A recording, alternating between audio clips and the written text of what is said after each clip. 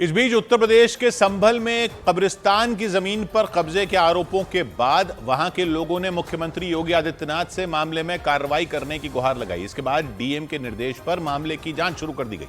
आरोप लगाया गया कि समाजवादी पार्टी की सरकार के दौरान कब्रिस्तान की आधी जमीन पर कुछ दबंगों ने कब्जा कर लिया था और इसी मुद्दे पर जब वहां के लोगों ने अपना विरोध तेज कर दिया तब जिले के डीएम ने कब्रिस्तान की जमीन की जांच के लिए एक टीम उस इलाके में भेज दी। मामला संभल के दीपासराय इलाके का बताया गया। कई लोगों ने आरोप लगाया है कि उनके कब्रिस्तान में कुछ दबंगों ने कब्जा किया हुआ है और पूर्व की समाजवादी पार्टी सरकार पर आरोप लगाया गया कि समाजवादी पार्टी की सरकार के दौरान इलाके के कुछ दबंगों की नजर कब्रिस्तान की इस जमीन पर पड़ गई थी और उन्होंने आधी जमीन पर कब्जा कर अवैध तरीके से वहां धीरे धीरे कई दुकानें और घर बना लिए। हम बहुत परेशान है कब्रिस्तान का। अब हमारा हल्दी की दफन होने की अब जगह नहीं बची है। एक कब्र में करीब 100 लोग दफन हो चुके हैं और जो बाकी जगह है सारी के घेरे पड़े हैं। इसके साथ ही दीपासराय इलाके के रहने वाले उन लोगों ने मुख्यमंत्री योगी आदित्यनाथ से इस पूरे मामले में दखल देने की गुहार लगाई। उनके मुताबिक ये मुद्दा कोर्ट में भी पहुंचा था, लेकिन कोर्ट से उनके हक में फैसला आने के बावजूद कब्रिस्तान से अवैध कब्जा नहीं हट पाया। और हाल ही में संभल के खग्गूसराय इलाके में मिले उस शिव मंदिर में एक बार फिर कई श्रद्धालु पूजा करने पहुंच गए। एक दिन पहले वहां हनुमान की मूर्ति को नया चोला पहनाकर कई लोगों ने धूमधाम से आरती की थी और इसके अगले दिन भी मंदिर में बड़ी संख्या में श्रद्धालु पहुंचे। संकरी गली में मौजूद इस मंदिर में आसपास के इलाकों से पहुंचे कई लोगों ने पूजा की। पूजा करने के साथ ही मंदिर में पहुंचे श्रद्धालुओं ने जयकारे भी लगाए।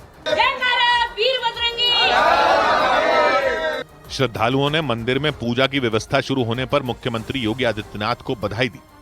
संभल के खग्गूसराय इलाके के इस शिव मंदिर में सुबह शाम भजन कीर्तन जारी रहा।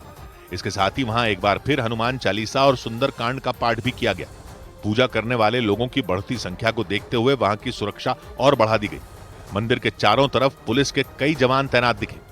और संभल में ही बिजली विभाग ने बिजली के मीटरों में गड़बड़ी के आरोपों और बिजली चोरी की बढ़ती घटनाओं से निपटने के लिए अपनी कार्रवाई तेज कर दी। वहां की जामा मस्जिद की जांच के दौरान बड़े पैमाने पर बिजली चोरी की बात सामने आई थी, जिसके बाद वहां बिजली की चोरी के खिलाफ बड़ा अभियान शुरू किया गया था और इसी के तहत संभल के खग्गूसराय और दीपासराय इलाकों में कई नए पोल लगा दिए गए। साथ ही बिजली की चोरी को रोकने के लिए नई मजबूत केबल भी डाल दी गई। हर महीने 7 करोड़ से ज्यादा की बिजली चोरी की जाती थी।